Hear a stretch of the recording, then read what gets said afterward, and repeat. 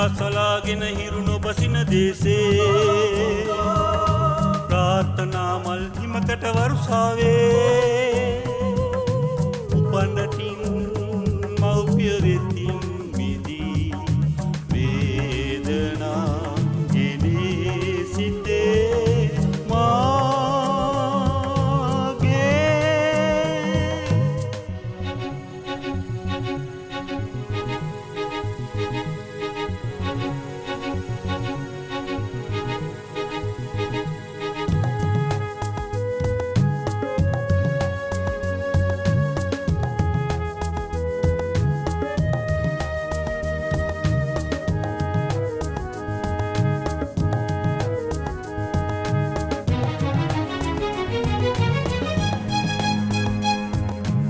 පුරුදු බව හැඟුණා තනිකම මට දැනුණා සුන්දර රුව සුදු සමනලියන් වාගේ නීල නුවන් දිලුණා අසරැල්ලේ තුනා පාවී යන්නට සීතල මද පවනේ ඉරණම විසඳන මේ ගමනේ වෙහෙස විඩා දැනුනේ අරමුණ ඉටු වේවා මේ යන ගමනේ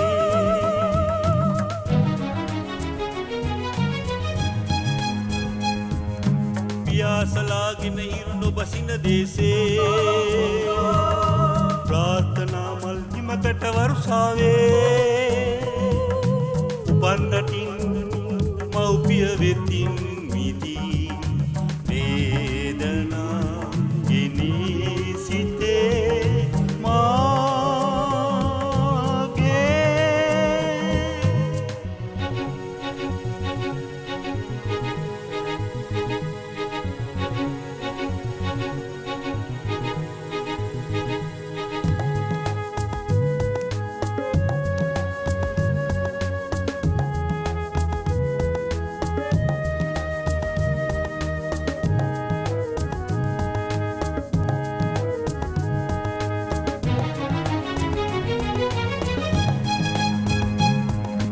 සැප සම්පත් ලැබුණා සුඳුරු බවින් පිරුණා කරදර බාධක නොමැතිද මේ දිවියේ සිතගත අවදි වුණා ආදරයෙන් බැඳුණා පැතුම් පිරී ගිය යොවුන් වසන්තයේ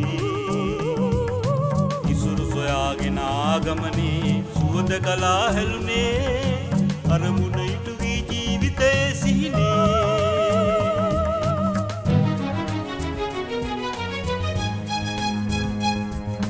පියාසලාගෙන හිරු නොබසින දේශේ ප්‍රාර්ථනා මල් හිමකට වරුසාවේ උපන්නටින් මව්පිය වෙතින් විදී වේදනා ගෙනේ සිටේ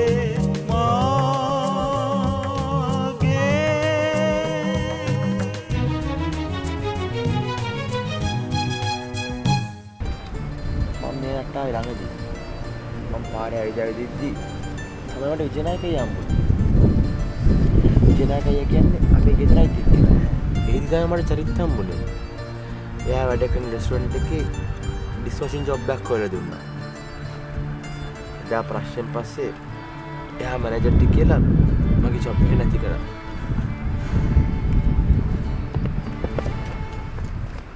කොහෙටද මාරු වෙන්නේ යන්නේ? පොඩ්ඩක් එළියට ගිහින් එන්න යනවා. වාඩි වෙනවා.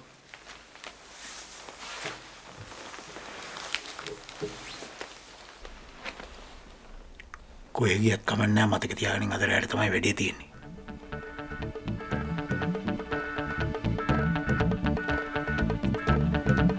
රැයට ටැක්සි යන්ටිකට වරින්. තේරුණාද? හරි. රැයට මං එන්න.